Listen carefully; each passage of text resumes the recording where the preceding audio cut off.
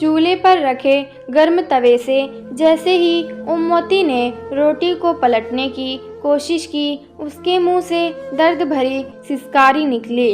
उंगलियां रोटी के बजाय तवे से छू गई थी। ओमवती ने जल्दी से उंगलियों को पानी में डुबोकर जलन कम करने की कोशिश की।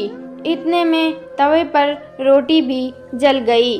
बेबस ओमवती ने गुस्से में अपनी लाठी उठाई और चूल्हे को छोड़कर आंगन में बिछी चारपाई पर पसर गई। ओमवती की उम्र भी 55-56 के करीब थी। उसका पति जयपाल एक छोटा किसान था। आर्थिक तंगी ज़्यादा होने की वजह से वह परिवार चलाने के लिए मजदूरी भी किया करता था। दुर्भाग्यवश 15 साल पहले मिट्टी से भरी ट्रॉली में दबने से जयपाल की मौत हो गई थी। अब घर की जिम्मेदारी 20 बरस के बेटे सुंदर पर आ गई। 1.25 एकड़ जमीन और मजदूरी करके माँ और 3 बहनों का भरण पोषण किया। तीनों बहनों की शादी करने में वह जमीन भी जाती रही। जिम्मेदारियों को निभाते निभाते सुंदर कब 34 वर्ष का हो गया, पता ही नहीं चला। ओमवती ने नात रिश्तेदारों में सुंदर के रिश्ते की बात चलाई, मगर उम्र और गरीबी को देखकर सबने कन्नी काट ली। समाज वाले कहने लगे, भाई जमीन तो है नहीं, उम्र भी 35 की होने को है, ऐसे में कौन देगा अपनी बेटी। ओमवती को आंखों से दिखना कम हो गया था और हाथ पैर भी कब तक साथ देंगे। ओमवती अपनी उंगलियों के पैरों को सहलाते हुए फिर से उठी और लाठी के सहारे चलकर चूल्हे के पास बैठ गई। वह बड़बड़ाई, कमबख्त मौत भी तो नहीं आती रोज रोज, मरने से अच्छा है एक ही दिन मर जाऊं। चूल्हे के पास बिछे पटरे पर बैठकर तवे से जली रोटी हटाई, फिर से रोटियां बनाने लगी। भगवान भी क्यों बुलाएगा, उसने तो सारे दुख मेरी ही किस्मत में लिख दिए हैं। मत बुला। ओमवती ने रोटियां बनाकर कपड़े में लपेटकर रख दी, साबुत लाल मिर्च निकाली और नमक पानी डालकर चटनी पीसकर रख दी। फिर खाट पर लेट गई। सुंदर कंधे पर फावड़ा लिए घर पहुंचा। ओमवती अभी किस्मत को कोस ही रही थी कि सुंदर मुस्कुराकर माँ के पास पहुंचा। क्या अम्मा आज भी भगवान जी से शिकायत कर रही हो? हाँ, कर रही हूँ शिकायत। सुंदर समझ गया। माँ की उंगलियों के पैरों में छाले उभर आए थे। देखकर सुंदर दुखी हो गया। कहने लगा, माँ कितनी बार कहा है रोटियां मैं बना दिया करूँगा, कितना वक्त लगता है, थोड़ी सी रोटियों में जला लेना अपनी उंगलियां। ओमवती सुबकने लगी। माँ को दुखी देखकर सुंदर भी रोने लगा। सुंदर बोला, अम्मा गलती भगवान की नहीं, मैं ही नालायक निकला। कोई मेरे रिश्ते के लिए तैयार नहीं। आज अगर कोई रोटी बनाने वाली होती तो मैं तुम्हें हाथ नहीं जलाने पड़ते। मेरा बुढ़ापा तो तेरे सहारे कट जाएगा। 2-4 साल में मैं मर जाऊंगी, पर तेरा सहारा कौन बनेगा बेटा। सुंदर ने रोटियां और चटनी की कटोरी उठाई और खाट के पास बैठकर अम्मा को खाना खिलाने लगा। बीच बीच में एक हाथ से अम्मा को पानी भी पिला देता। बेटे के हाथ से रोटियां खाकर ओमवती अपना सारा दुख भूल गई और हंसते हुए बोली, मेरे सुंदर जैसी औलाद तो किस्मत वालों को ही मिलती है। चटनी रोटी खाकर सुंदर फावड़ा लेकर निकल गया।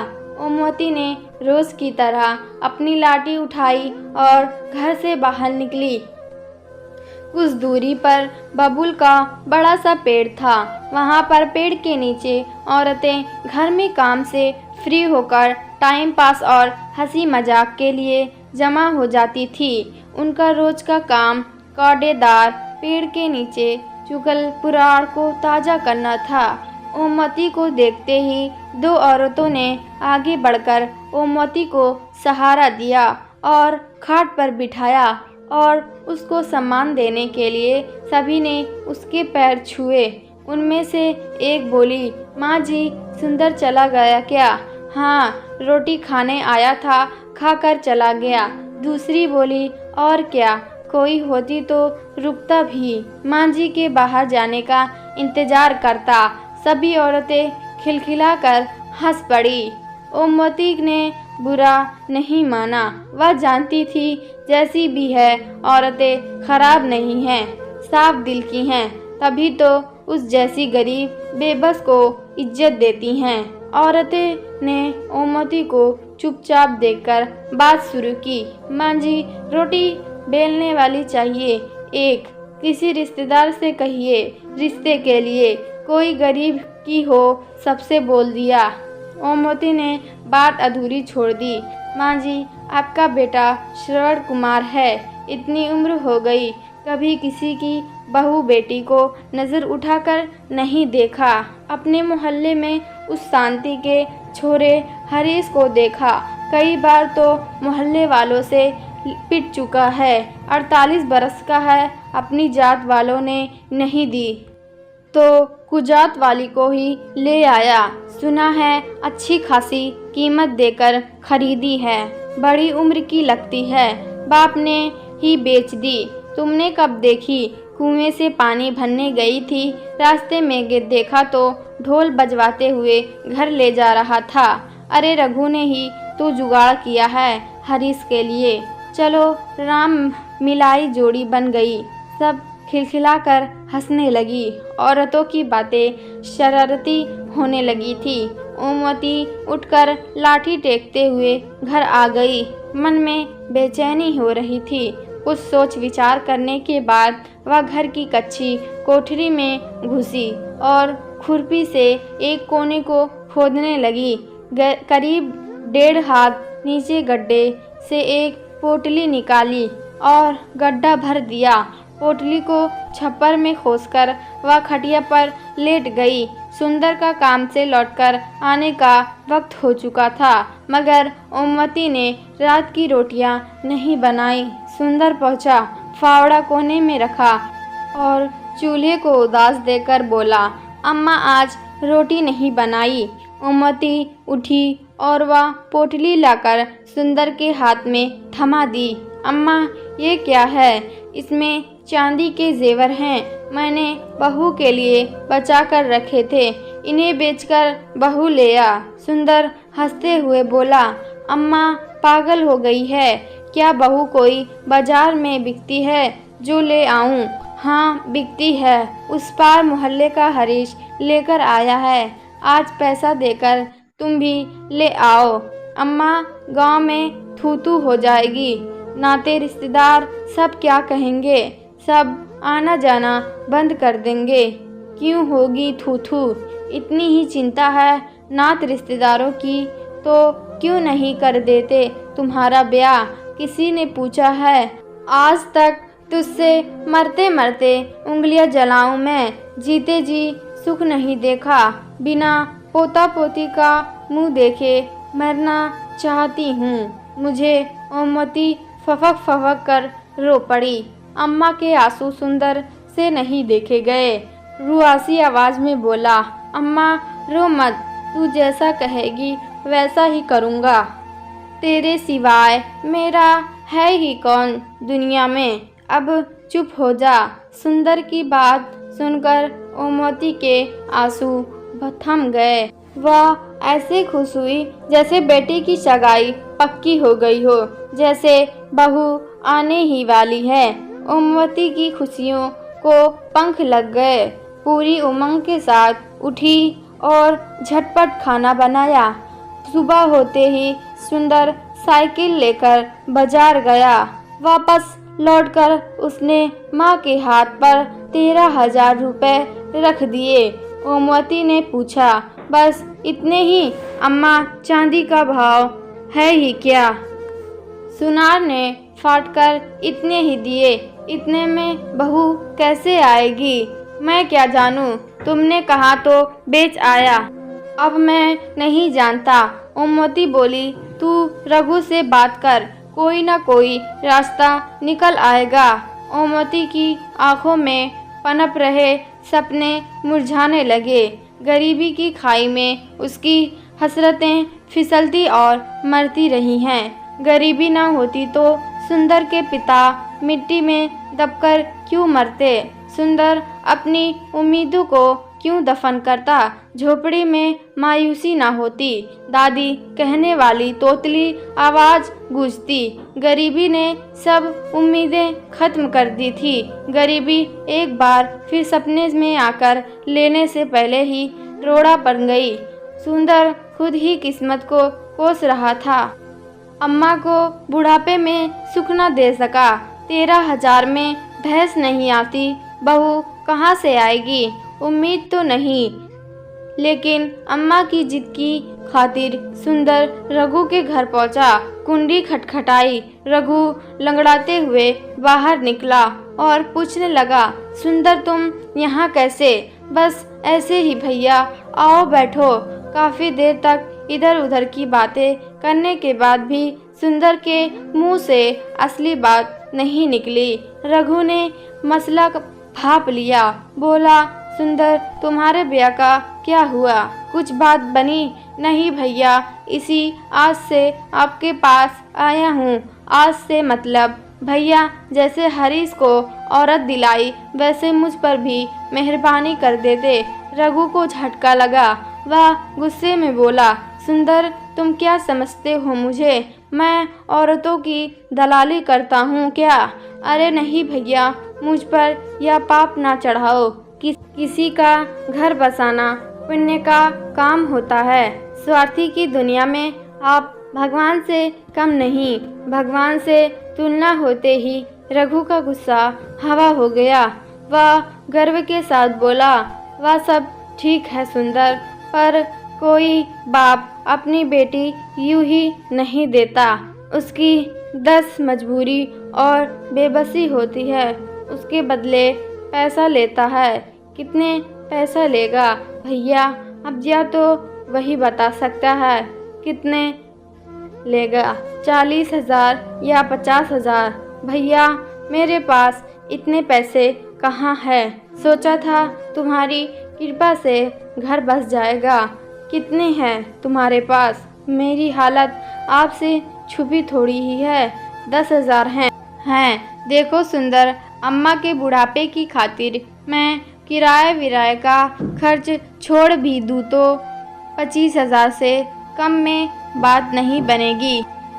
सोच लो भैया, अम्मा की खुशी की खातिर ही तो बहू चाहिए। मरते मरते अच्छे दिन देख लेगी। रघु कुछ देर मौन रहने के बाद सोचकर बोला, अम्मा की खुशी की खातिर बात है तो एक काम कर सकता हूँ। जिंदगी भर के लिए ना सही, कुछ सालों के लिए खरीद लो। 5 साल के लिए उधार दिला दूंगा। अम्मा इससे ज़्यादा जिएगी नहीं। सुंदर को झटका लगा। कुछ साल के लिए मैं तो जीवन भर किसी की बेटी को सम्मानपूर्ण जीवन देना चाहता हूँ। सुंदर चिंता में डूब गया। फैसला कठिन था। मन तो हुआ कि मना कर दे, मगर तभी अम्मा के चेहरे पर तैरती मुस्कान याद आ गई। भैया, अगर मैं 5 साल बाद पूरा पैसा दे दूँ तो फिर तुम्हारी अगर नहीं दे पाए तो वह रुकेगी नहीं। सोच लो। ठीक है भैया, पर अम्मा को मत बताना कि सिर्फ 5 साल के लिए है, दुखी हो जाएगी। बात पक्की हो गई। दूसरे दिन सुंदर 10,000 रघु को दिए और रघु वादे के मुताबिक 10 दिन बाद 30-32 साल की औरत अपने घर ले आया। खबर पाकर सुंदर अम्मा के साथ रघु के घर पहुंचा। हाव भाव से मजबूर और सहमी सी नजर आती थी। नाम का सरिता अम्मा तो देखते ही निहाल हो गई। खूब प्यार किया। उसी शाम बढ़िया साड़ी, शॉल, सैंडल और सजने संवरने की चीज़ों का बॉक्स लेकर दिया। सुंदर दूल्हा बना और गाजे बाजे के साथ सरिता को दुल्हन बनाकर अपने घर ले आया। गांव में हल्ला मच गया और थू-थू होने लगी। यहाँ तक कि सुंदर के गांव में बहिष्कार की ही बातें होने लगी। सबने सुंदर को कोसना शुरू कर दिया। पास पड़ोस के लोगों ने तो रिश्ता खत्म कर लिया, परंतु अम्मा के घर बरसों बाद खुशी आई थी। उसके पैर जमीन पर नहीं पड़ते थे। सबसे बेखबर अम्मा की खुशी का ठिकाना नहीं था। दूसरे ही दिन से सरिता ने चौका चूल्हा संभाल लिया। जितना सोचा था सरिता उससे भी ज़्यादा अच्छी निकली। पानी भरकर लाती, कपड़े धोती और यहाँ तक कि सोने से पहले अम्मा के पैर दबाती।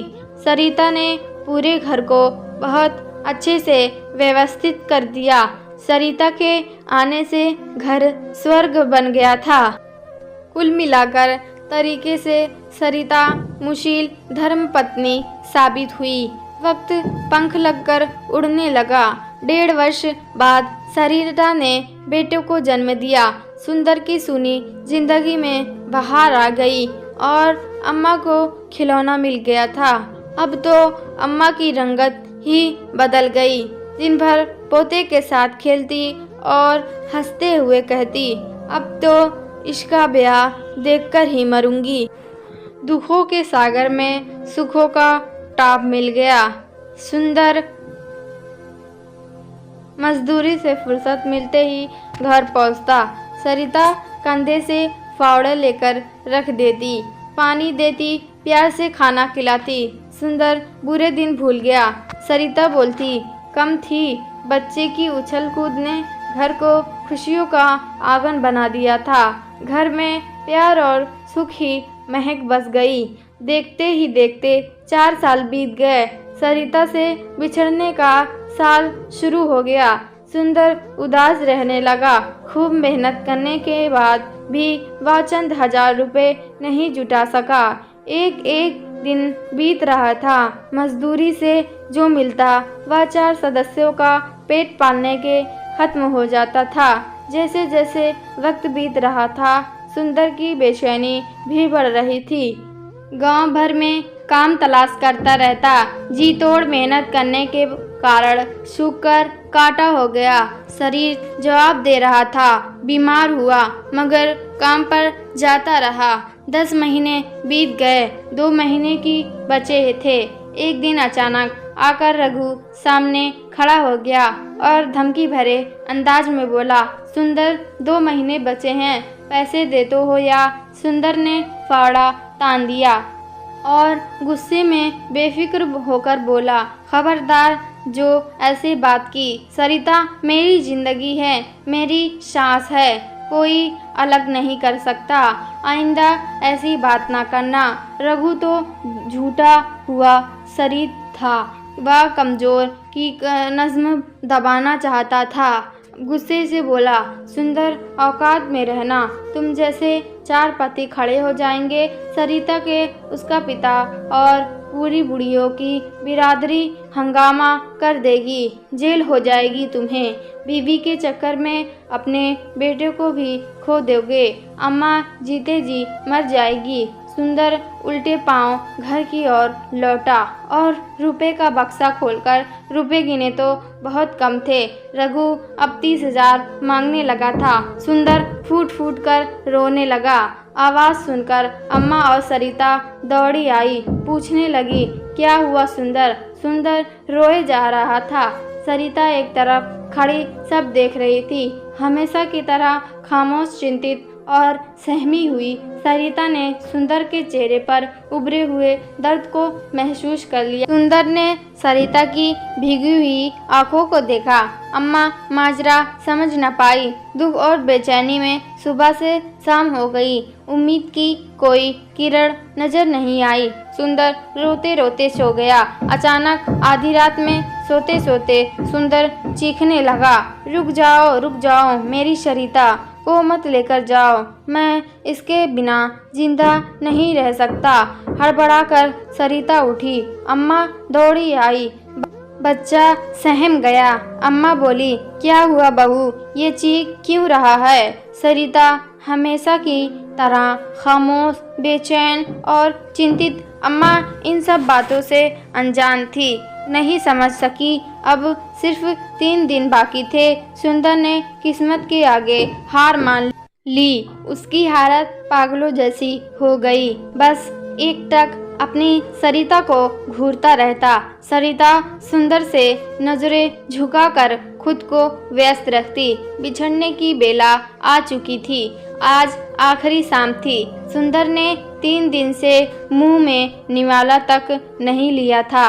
सरिता ने अम्मा के काफी देर तक पैर दबाए, बेटे को सीने से लगाकर खूब प्यार किया। बेटे को अम्मा के पास लिटाकर सुंदर के पास पहुंची और सुंदर के सीने से लग गई। दोनों के आस रुकने का नाम नहीं ले रहे थे। सरिता पहली दफा फूट पड़ी और दोनों हाथों से कसकर सुंदर को पकड़कर बोली, मुझे बचा लीजिए, मैं तुम्हें छोड़कर जाना नहीं चाहती। मुझे अपने बेटे और अम्मा से अलग मत होने दो। दोनों फूट फूट कर रोए। रोते रोते सुबह हो गई। पंछियों की मधुर आवाज़ फिजाओं में गूंजी। सुंदर ने सरिता का हाथ पकड़कर कहा, तुम्हें मुझसे कोई अलग नहीं कर सकता, भगवान भी नहीं।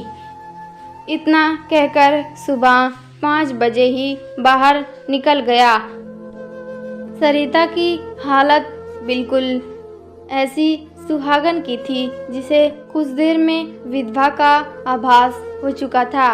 उसे एहसास था कि शाम को किसी भी वक्त उसकी विदाई हो जाएगी और उसे सुंदर से अलग कर दिया जाएगा।